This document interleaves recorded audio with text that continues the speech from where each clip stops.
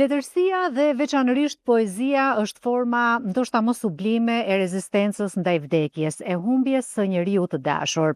Është vazhdimi i një komunikimi, i një dialogu të quaja të përjetshëm me njeriun e dashur. Kam kënaqësinë që në një grush librash të kem përsëri Rita Petron, më kthehesh në program, mirë se vjen, kësaj here me një vëllim poetik. Siç ti në fakt është e ke të poem, zakonshme, është poem. me një poem të gjatë e ke titulluar Poema e mungesës. Unë do ta quaja Poema e pranisë së përjetshme.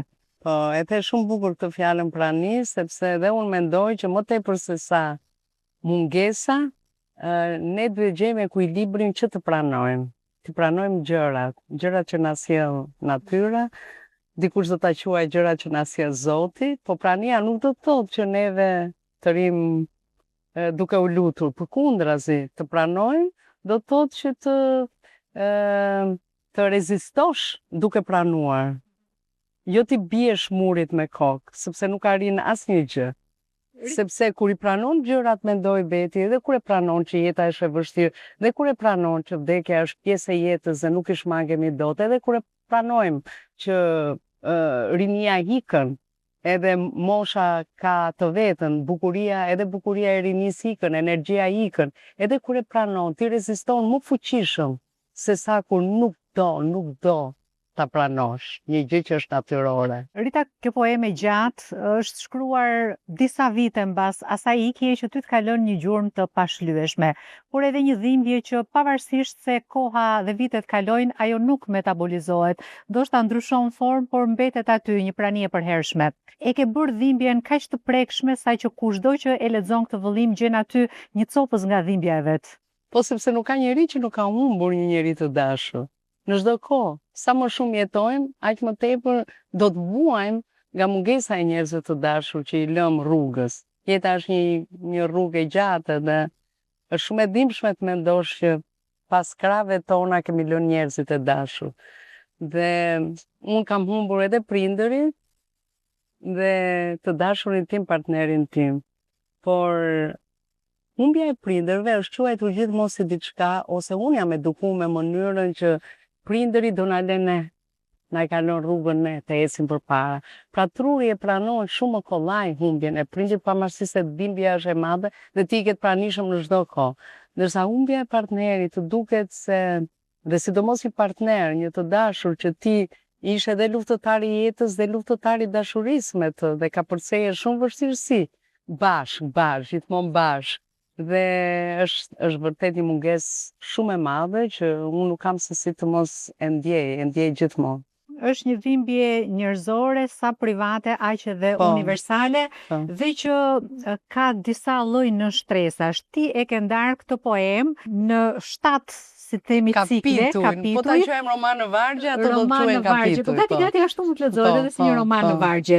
E ke nisur prologun me për dashurinë, pastaj me poemën e shtratit Gjysmë bosh, Dashuria dhe vdekja, intermezzo, poema e popullit të vogël, mandej poema e vetmisë, poema e mungesës universale, poema e shpirtit dhe e trupit dhe epilog me imazhet e fundit. Është një ndarje që ka ardhur vetvetiu. Më erdhi vetvetiu, sepse unë gjithmonë them, nuk është problemi për shkruar çdo mendim që më vinte gjatë 5 viteve, se unë e mbajta në kokë 5 vite këtë poem.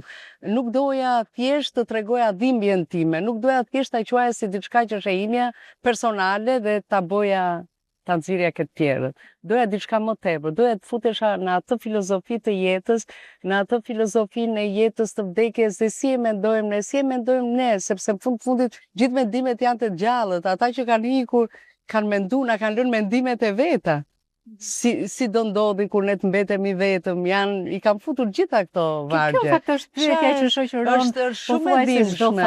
Si vazhdon jeta pas vdekjes? Mund të jetë një vlla, një motër që e vuajnë shumë, plakën bashkë dhe e vuajnë, po si do ta ndjejmë neve humbjes? Partnerët patjetër që e ndjejnë shumë, 2 motra, për shembull unë jam shumë e lidhur tash me motrën time, kam qenë gjithmonë, po tani jam shumë e lidhur. Dhe gjithmonë të lind ajo idea, por kush do hiki më parë nga ne dhe çfarë do ndjej ai që do ngelet.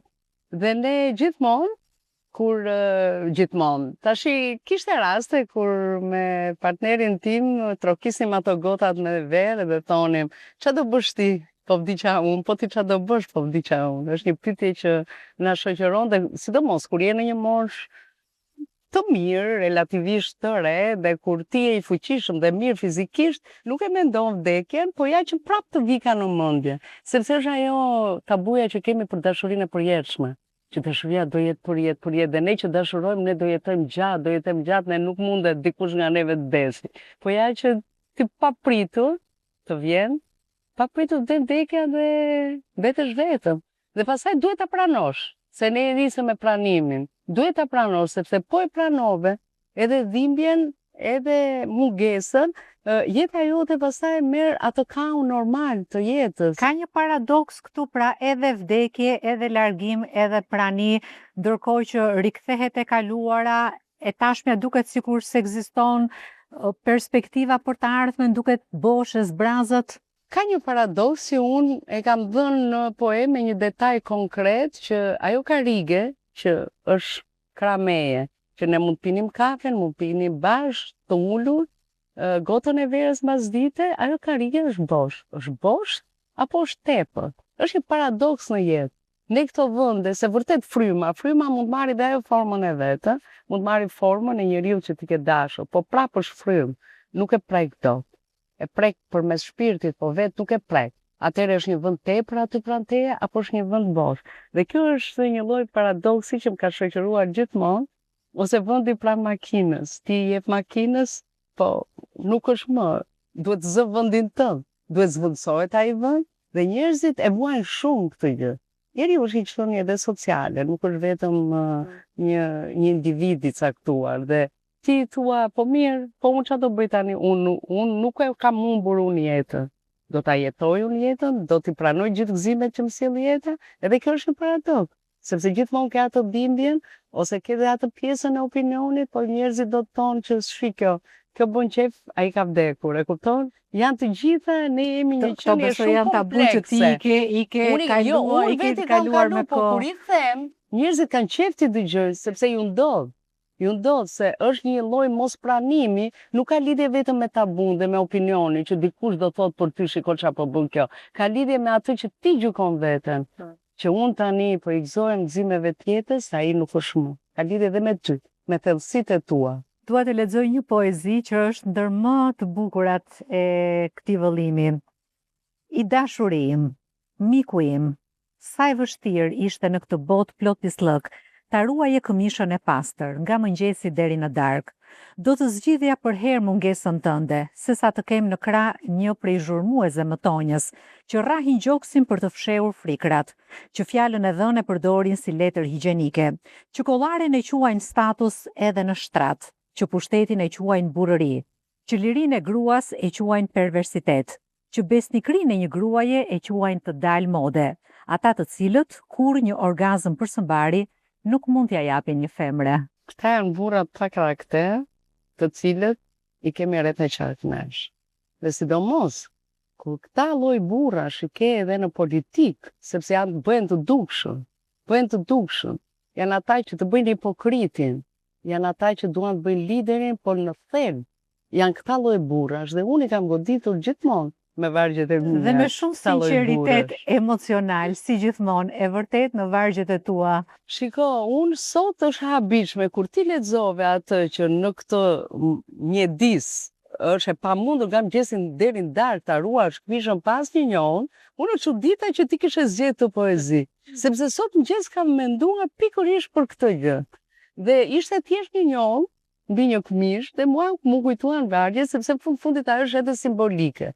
Është edhe reale që ne kemi një mjedis të ndotur, qoftë mjedis natyror, qoftë nuk kujdesemi shumë, që është vërtet reale, por është edhe simbolike. Një mjedis i ndotur me korrupsion, për mbi jetesë, është shumë e vështirë ta ruash edhe njeriu më idealist, se e keqja më e madhe në shoqëritë e korruptuara, veti unë mendoj që është që ata edhe njerëzit që nuk kanë ndërmend kur të korruptojnë, dhe njerëzit me idealisht, ata i vën përpara dilemave të mëdha. Pse themi ne për kohën e diktaturës që njerëzit vjeshin në dilema dhe ju duhet të spiononin mikun e vet, shokun, njeriun e familjes. Pse e themi këtë gjë? Pra janë sistemet që ty të korruptojnë. Dhe këto janë sistemet më të urryera, do të thoja, sepse këta prishin njerëzit. Ne duam një sistem i cili njerëzit t'i bëj të ndjen mirë, të bëj të ndjen të pastër, të ndjen human. Po edhe një losën nga mëngjesi deri në darkë. Kjo ka qenë ndoshta edhe arsyeja që ti ke përfshirë edhe aspektin politik, social, gjendjen e Shqipërisë, një prerje diagonale për të bërë një analizë anatomike të shoqërisë sot, që është një analizë shumë e dhimbshme, edhe një shumë më e rëndë se sa një shigjetim për klasën politike, është një sëpat kokës mbi klasën politike. Po tek shkruaja e poemën e mungesës ishte e habitshme, edhe tani i rikthehem, sepse në thelb poetët janë pak edhe profet. Dhe vetëm duhet i parashikojnë gjërat më parë. Dhe atje pikërisht janë edhe vargje të cilat lidhen që kush është Zoti, vetëm një është Zoti i natyrës. Atë poezi kam, atë do të lexoj edhe komentoj. Jemi në një mendje, shkruan: politikanët besojnë se janë Zoti dhe faji i botës përjetësisht në duart e tyre. Deri ditën kur trupi do t'i tradhtoj, nuk do t'i bindet as për t'i çuar në banjë. Dhe urina, një currill pa fuqie do t'u derdhet në përkëmb. Plak matuf, do të mërmërisë sanitaria në përdhëmb. Dhe atëherë karma, vetmia jone sotme, nesër do të shkërmoq krenarinë e dikurshme. Jemi qenie natyrore normalisht. Dhe as kërkujt nuk ja urojmë, në qoftë se nuk është karma në mes, as kërkujt nuk mundet t'ja urojmë që dhe të ironizojmë apo të tallemi me plaken apo me smundjen. Por ajo është kontraverse. Ato vargje janë kontraverse. Janë vërtet vargje si kur i shkruan karma, që ju mendoni se jeni më të fuqishëm dhe se Zoti. Ju që prisni toka, ju që vrisni, sepse unë e kam dhe në vargjet e mia që ata që kanë vrarë më shumë njerëz janë burrat me kostume dhe me kollare që i ndrojnë ngjyrat e kollareve. Më tepër kanë kryer krime politikanët se sa kanë kryer kriminalët. Me mënyrën se si kanë udhëhequr dhe me urrëtitjen që kanë futur te njerëzit. Kështu që unë mendoj që perversitetet më të mëdha janë pikërisht te këta njerëz, sidomos e kam edhe në një poezi tjetër që ata dy fëmijë të vegjël që janë mësuar t'i quajnë qenve me gurë të kryen një akt seksual, janë pikërisht ata diktatorët tanë që do të bëjnë diktatorët tanë të ardhshëm. Kjo lloj dhune me cilën i mësojnë edhe fëmijët, është pikërisht kjo dhunë e cila i rrit dhe është për fat të keq kur të vinë edhe në krye, politikanë që i kanë ardhur gjithkohën gjithkohës i kanë ardhur botës, do të kanë ardhur dhe kene, dhe atëherë kjo bëhet shumë e dhimbshme, sepse njerëzimi në vend që të ndërtoj, njerëzimi u shkatron. Rita, në poezinë tënde kujtesa materializohet në objektet e jetës së përditshme, jo vetëm kujtimet, por fotografitë, videot, një aromë që vjen nga larg, një aromë parfumi, fotografitë e shumta, veçanërisht, pra gati poezia shndërrohet në një arkiv më i fuqishëm se sa vetë fotografia edhe se sa videot. Sa bukur e ke kapur, shumë bukur këtë gjë, sepse na harojmë që e ka thënë dhe Barthes që një çast i fotografisë, ne e vrasim çastin, e vdesim, aty qëndron vdekja. Momentin që kemi fotografuar, aty qëndron vdekja. Dhe ku e kam ndjerë këtë gjë? Kur humba partnerin tim, më duhet gjeja një foto. Dhe dilnin përpara shumë foto. Unë gjeta njërë. Dhe me njëherë më kujtuan gjithë gjërat, thash, po mirë, unë kur e kam bërë këtë foto, ka i të bukur, me ka i ndjeshmëri, ka menduar në njëherë që ky ishte një çast i vdekur, dhe normalisht është edhe jeta. Mbasi ne të mbarojmë të emision, ky është një çast që ka shkuar, një çast që ka ikur, ne e fiksojmë. Por sa të fuqishme janë ato që janë në kujtesën e njerëzve. Ne kur humbim prindërit, është e habitshme, unë kur kam humbur prindërit, ose bisedoj me monë dhe them të kujtoj ty kjo gjë, jo. Bashkë me humbjen e njeriu dashur, ne humbasim dhe një pjesë të kujtesës. Më kujtoj diçka tjetër. Kur na humbin fëmijët ne, edhe ata do kujtojnë diçka, po do kenë humbur shumë gjëra të cilat i kishim ne. Pra fillon dhe humbet dhe prandaj ne luftojmë dhe kujtesën për ta kaluar nga individuale te shoqëroria dhe kujtesa kolektive. Ne prandaj luftojmë shpesh, edhe ti me emisionet e tua, edhe unë me emisionin tim qoftë dhe si poete laureate. E kam shumë atë të rëndësishëm atë mision, poezinë e kujtesës, poezinë e atyre njerëzve që nuk janë sot më, poezinë e atyre që janë persekutuar. Ne duhet ja usjellim të rinjve që të mos harrojnë. Nuk duhet. Një shoqëri ndërtohet edhe mbi kujtesën, jo vetëm mbi çfarë vjen më përpara. Rita, ke zgjedhur një formë prezantimi të librit, jo vetëm nëpërmjet kësaj kopertine kaq të bukur me 2 trupa, Dhe gjarë frinomes. me këtë gjyrë blu saks, por edhe të vendosësh piktura edhe brenda në album, secila prej tyre ka atë epitafin e vet. Një epitaf dashurie gjithsesi. Po, është edhe më pëlqen. Ilustrimet i ka bërë një piktor, një miku im, Artur Alia, që jeton në Berlin dhe punon atje. Ka një domethënie, besoj ky ngjyrë, se ti ke shumë ngjyra në poemë. Tash ngjyrën e ka zgjedhur Sebela Mero, që është grafistja, se duhet mbaj secili, libri është edhe punë e ekip, secili duhet ta mbaj dhe të gjithë dhe kur më zgjodhin ngjyrën ty s'do të pëlqej këtë gjë, se do doje ngjyra toke, e ngjyra tjera. Në fillim i thash si disko. E kupton, bëra një lloj humori të hidhur. Dhe pastaj fillova ta mendoj dhe kur ka dalë libri, njerëzit e kanë pëlqyer jashtëmase. I është kthyer në një lloj simboli, jo vetëm poema e mungesës së titull, po edhe kjo ngjyra blu saks që e quajmë ne, edhe ajo është zgjedhur për t'ju përshtatur vargjeve. Dhe sidomos edhe këto lloj ilustrimesh, ajo ndarja, jemi bashkë, po ja që edhe jemi të ndarë, atje duket një çift sikur mund të jetë shtrat, po mund të jetë edhe, si shtemu në vargjet e mia, mund të jenë edhe në tokë, dhe pse aty kam ngritur dhe një gjë shumë të madhe, që kur është një çift dashnorosh, ata i varosin larg njëri tjetrin.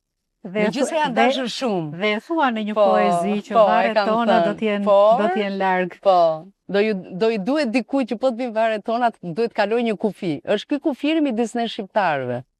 Por ama kur është një çift të martuarish, njerëzit i vendosin, sepse njerëzit i vendosin rregulla, ceremoni, ata i futin mund t'i futin dhe në një varë bashkë, megjithëse ata mund mos jenë dashur hiç me njëri tjetrin, ë? Dhe këtu vim pasaj tek ato plagët sociale, tek dua të lexoj një poezi tjetër. Sa herë që lexoj poezi të bukura, dua t'i ndaj të gjitha, megjithëse është e pamundur. Të gjitha rreziqet i ndanim bashk, puron, uiskin, muzikën, shpejtësinë. Vetëm një gjë nuk e ndave me mua, vdekjen. Vetëm një gjë nuk e ndava me ty, vetmin. Prishja e sinkronisë. Në fakt është e dhimbshme. Është e dhimbshme, sepse vërtet gjithçka e ndanim bashkë, edhe rreziqet e jetës i kemi ndarë bashkë, gjithçka e kemi ndarë bashkë, dhe po si duket, lindja dhe vdekja na bën që të jemi individ, që të jemi unë dhe ti, mos jemi një. Një njeriu është vetëm në kulmin e dashurisë, në kulmin kur prishen egot, prishen gjithë kufit, ti je vetëm një. Dhe kjo është momenti më i bukur i të qenit i dashuruar, kur ti vetë kryqëzohesh. Dhe pastaj secili jemi më vete. Rita Petro është poetja që nuk njeh limite, dhe në fakt në letërsi nuk ka si të ketë bariera dhe limite. Bashkon erotiken me vdekjen, të shenjtën me profanen, por asnjëherë në mënyrë vulgare. Sepse kështu është, unë kështu jam dhe në jetë. Megjithëse disa vargjet të mia tu keq kuptuan, edhe u tha që janë vulgare, normalisht vulgare është jeta jonë, na afron vetë jeta vulgaritetin, na afron vetë jeta perversitetin, por mendoj që ajo pjesa elegante, ajo për të ruajtur atë kufirin, sepse kur ti rrezikon në art, duhet ta ruash atë kufirin, mos kalohet në vulgaritet, dhe të ndihmon vetëm arti, talentin ose e ke, ose nuk e ke, që të lush në këto zonat e rrezikut. Të lush pikërisht e ky filli i holl, është ai filli që mund të bashkoj në dy shkëmbin mes një gremine, po është një fill. Dhe në qoftë se ne nuk luajmë atje, ne nuk tronditim asnjë mendje njerëzore. Ka ikur koha që poezia të jetë tematike. Ka kohë që ka ikur. Ka ikur ajo gjëja që ti të sjellësh informacione. Njerëzit e marrin informacionin nga të gjitha anët, nuk ka mbetur letërsia që të sjellë informacion. Letërsia duhet t'i trondisi njerëzit. Atëherë me që se flasim për tronditjen e njerëzve, unë ty të konsideroj si një lakmues të dy fisht, edhe si botuese, edhe si poete, si shkrimtare dhe në të dyja këto pozicione ti arrin ta marrësh ndikimin që ka letërsia. Sot, në fakt, çfarë lloj ndikimi ka letërsia tek brezi? A ndikon ajo tek, nuk po them tek bindjet e tyre politike, tek botkuptimi, por tek ajo ndërgjegja e brendshme. Mendoj që këtë forcë. Dikon edhe unë që kur jam zgjedhur poete laureate, kam pasur atë moton që poezi mund ta marrësh për herë me vete. Edhe në një takim dashurie, edhe në një protest. Sepse fundit, ky është funksioni jo vetëm i poezisë normal, i çdo lloj forme të artit, po dhe i letërsisë.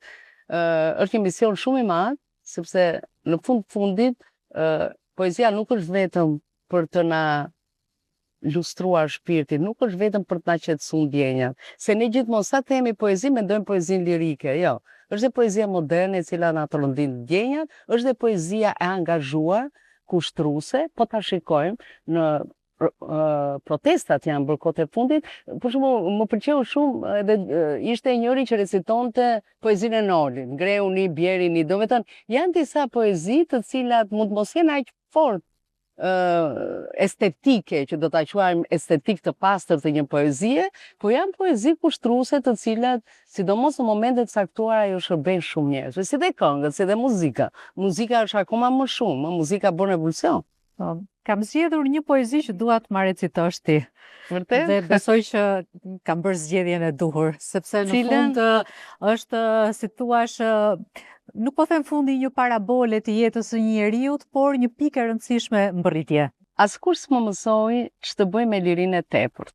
Kam shkruar dikur në rinin time, por a ka liri më të tepërt se kjo e imja sot? Fëmijët janë rritur, prindërit kanë vdekur, partneri nuk është më, lufta e ambicjes ka mbaruar. Mirëqenia ri këm kryq përballë meje. Eja, bredhin botën më thot.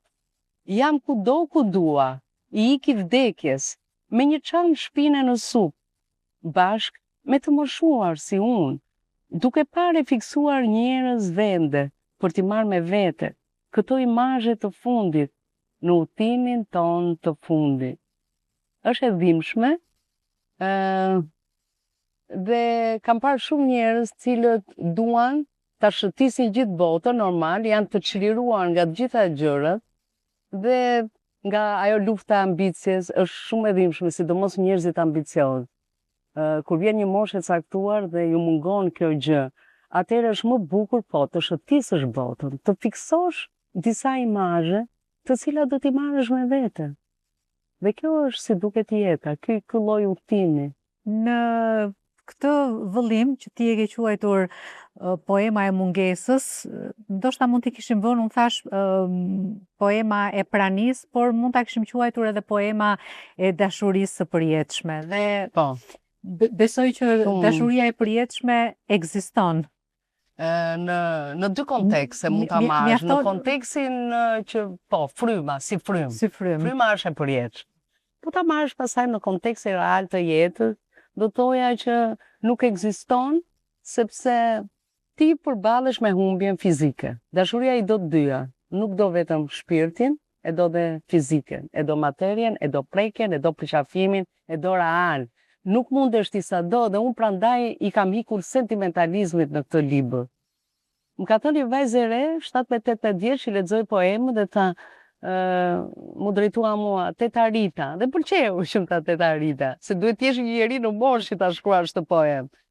Tha, unë këtu kam parë dashurinë e dy njerëzve të cilët është shumë reale, shumë tokësore, nuk është e idealizuar. Se unë jam munduar beti, një lloj si në romanin Lindur së Prapi, të mos idealizoj gjërat. Si atje jam mundu të mos idealizoj prindërit dhe fëminit, dhe këtu jam munduar të mos krijoj idealizime kot. Do të thënë, ky është pranimi. Ky është pranimi, se ne jemi edhe një shoqëri e cila vuajmë shumë nga ajo pjesa e sentimentalizmit, që gjithë e nostalgjisë. Dhe kur nostalgjia të kthehet në sistem, mendoj se është një gjë që nuk na lën ne të ecim përpara. Kur nostalgjia është një ndjenjë e bukur dhe ti e shijon në një moment dhe mbaron, aq mbaron. Sa herë jemi në varrezën e themi, duhet të mendojmë gjërat ndryshe. Por ama, sa hypim në një autobus e zbresim në qëngë, aty do të fillojë jeta reale. Do fillojnë të shëtheme, do fillojnë vogëlsitë e jetës, sepse njeriu kështu është, nuk ka se tjetë ndryshe. Rita, unë të falenderoj që ishe në program. Jam e lumtur që kemi mundësi të bisedojmë, të ndajmë poezi, të ndajmë botkuptimin, edhe jemi me fat që të kemi për të na sjellë gjithmonë vargje kaq të bukura. Shikoja dje në rrjetet sociale që kishe postuar një foto me Moza Ahmetin dhe sa bukur mendova, dy nga poetet më të mira bashkëkohore shqiptare janë edhe dy mikesha. Më vjen mirë sa herë bisedojmë bashkë, sepse ti je një dashuruese e librave, edhe ti u bëre kaq vite, përveç se përkthyese. Më duket se dhe ke shkruar për veten tënde, për këtime. Por që është fat që të kemi, ta them me gjithë shpirt këtë gjë, dhe biseda të tilla për të futur në brendësi të gjërave, pavarësisht se gjithmonë koha është e limituar, mund të bëhen me një gazetar profesionist, jo me çdo lloj gazetare. Të falenderoj, do ta mbyll sërish me poezi. Ku po shkon o shpirt, të gjej trupin tim, ma hoqën, ma zhveshën, si të ish një robe leckosur. Ishte një kohë që e vishja me markat e fundit të modës dhe ecja majtakave që kumbonin më shumë se kambanat e kishës. Të gjithë më admironin, u hapeshin flegrat e hundës dhe gati binin të alivanosur për dhe, nga parfumi im i shtrenjtë. Faleminderit që ishe në program. Le të jetë një ftesë për lexim për Rita Petron dhe këtë poem të mrekullueshme të mungesës të pranisë të dashurisë së përjetshme.